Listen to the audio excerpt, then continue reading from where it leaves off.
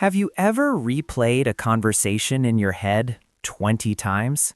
You walk away from a perfectly normal interaction and suddenly your brain turns into a detective agency. Why did they pause before answering? Did my joke sound weird? Was that text too short? You try to sleep, but your mind reopens the case at 2:13 a.m. with new evidence. And here's the strange part. You know you're overthinking. You can see it happening, but you can't seem to turn it off. So what's actually going on inside the mind of someone who overthinks everything? Most people assume overthinkers are just anxious, or dramatic, or overly sensitive, but the psychology is much more layered than that. Overthinking isn't just thinking too much, it's thinking in loops. It's when your brain confuses analysis with control. Let me explain. Your brain's primary job is survival. It constantly scans for threats, physical, social, emotional. Thousands of years ago, that meant spotting predators in the bushes. Today, it means spotting rejection in a delayed text reply. To your nervous system, social rejection can feel like danger. Studies in social neuroscience show that the same brain regions that activate during physical pain also activate during social exclusion. So when you overanalyze a message or a facial expression, your brain isn't being dramatic, it's trying to prevent future pain. Overthinking is often the brain's attempt to solve uncertainty. Imagine your mind as a control room filled with screens. An overthinker doesn't just glance at the screens, they zoom in, enhance, rewind, compare footage, cross-reference. What did they mean? Becomes a full investigation. The problem? Most social situations don't come with clear answers, so the investigation never ends. Psychologists call this rumination, repetitive, passive focus on distress or uncertainty. Instead of leading to solutions, it creates mental traffic jams. You're not moving forward, you're circling the same roundabout. But here's the twist. Overthinking is often rooted in intelligence and imagination. You can't overanalyze possibilities if you can't imagine them. Overthinkers are often highly creative thinkers. They can simulate multiple outcomes, predict reactions, anticipate consequences. That's a cognitive strength. It's just pointed in the wrong direction. Think about it. The same brain that imagines worst-case scenarios is capable of brilliant strategy, deep empathy, and long-term planning. The issue isn't depth of thought, it's where that depth gets stuck. A lot of overthinking also connects to perfectionism. If somewhere along the way you learned that mistakes lead to criticism, embarrassment, or loss of love, your brain adapts. It starts scanning for flaws before they happen. If I think through every angle, I won't mess up. It feels responsible, mature, prepared, but perfectionism quietly whispers that your worth depends on performance. So every small decision becomes high stakes. Every email draft becomes a thesis. Every social interaction becomes a performance review. Exhausting, right? There's also a strong link between overthinking and a heightened sense of responsibility. Many overthinkers grew up being the mature one, the peacemaker, the problem solver. When you're used to managing emotional climates, your brain becomes hyper-aware of subtle shifts. You notice tone changes, micro-expressions, slight hesitations, and once you notice them, you analyze them. But not all overthinking is about other people. Sometimes it's about yourself. You replay your own words, your own decisions, your own past mistakes. Why? Because your brain believes that if it can fully understand what went wrong, it can prevent it from ever happening again. The irony is that rumination often increases anxiety instead of reducing it. When you repeatedly think about a negative possibility, your brain interprets it as important. It strengthens that neural pathway. It says, "Oh, we're focusing on this again. Must be dangerous."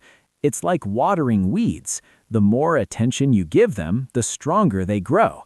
And here's something subtle but important. Overthinking creates an illusion of control. If you're thinking, you feel active, engaged, doing something. But mentally spinning isn't the same as solving. Imagine sitting in a rocking chair. You're moving, but you're not going anywhere. Overthinkers often struggle with uncertainty intolerance. Not knowing feels unbearable, so the mind fills the gap with scenarios. Maybe they're upset. Maybe I sounded stupid. Maybe this decision will ruin everything. Your brain would rather believe a negative certainty than sit with neutral ambiguity. But here's what most overthinkers don't realize. You're not weak. You're sensitive to possibility. And that sensitivity can be powerful. Overthinkers are often deeply empathetic because they consider multiple perspectives. They anticipate how their actions affect others. They prepare carefully. They reflect deeply. In careers that require analysis, creativity, or emotional awareness, these traits are assets. The problem begins when reflection turns into self-attack. There's a difference between learning from a mistake and interrogating yourself for it. Healthy reflection sounds like, okay, that didn't go how I hoped. What can I adjust next time? Overthinking sounds like, why am I like this? Why do I always ruin things? Notice the tone shift? One is curious, the other is critical. And that inner critic often developed as protection. Maybe someone in your past criticized you harshly. Maybe you learned to criticize yourself first so it wouldn't hurt as much when others did. Self-criticism can feel like self-improvement, but it's usually self-protection. Another piece of this puzzle is cognitive distortions.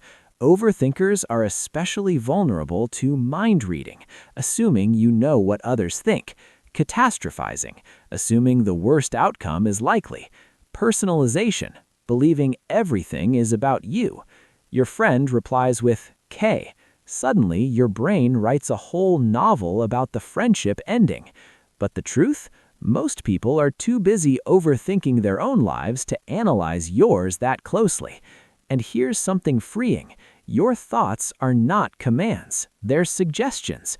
Your brain throws out possibilities constantly. Overthinkers just happen to grab onto them more tightly. Think of your mind like the YouTube homepage. It keeps recommending videos based on what you click. If you click on worry repeatedly, it keeps recommending more worry. But you can choose not to click. That doesn't mean suppressing thoughts. It means observing them without diving in. Interesting. My brain is predicting disaster again, instead of, this must be true. There's also a physiological component. When you're stressed, your body releases cortisol and adrenaline. That heightened state makes your thoughts race faster. The more your body feels on edge, the more your mind searches for reasons. Sometimes you're not overthinking because something is wrong, you're overthinking because you're tired, or overstimulated, or underslept. A regulated nervous system thinks more clearly. And here's a powerful reframe. Overthinking is often unexpressed emotion looking for logic. If you feel hurt but you don't allow yourself to feel it, your brain tries to analyze it instead. If you feel insecure but you don't name it, your mind constructs theories. Thinking feels safer than feeling, but feelings resolve when experienced. Thoughts multiply when chased. So what would happen if, instead of analyzing why that comment bothered you, you simply admitted, that hurt? What if clarity doesn't come from more thinking, but more honesty? Now, let's talk about growth. Overthinking doesn't disappear because someone tells you to just relax. It softens when you build trust with yourself, when you prove, through experience, that you can handle mistakes, that awkward moments don't destroy your identity, that uncertainty doesn't equal danger. Each time you survive something imperfect, your brain updates its prediction model. You begin to realize that not every pause in conversation is rejection. Not every delayed reply is abandonment. Not every mistake is catastrophic. and slowly the control room quiets down. You still think deeply, that doesn't change, but the tone shifts. It becomes thoughtful instead of frantic. There's something almost beautiful about the overthinking mind. It cares. It wants to get things right. It wants harmony. It wants safety. It just needs guidance. So the next time you catch yourself spiraling, instead of attacking yourself for it, try asking a gentler question. What am I trying to protect right now? Usually, underneath the analysis, there's vulnerability, a fear of not being enough, a fear of losing connection, a fear of failing. And when you acknowledge that fear directly, the need to overanalyze often softens. You don't have to silence your mind completely, you just have to stop treating every thought like an emergency.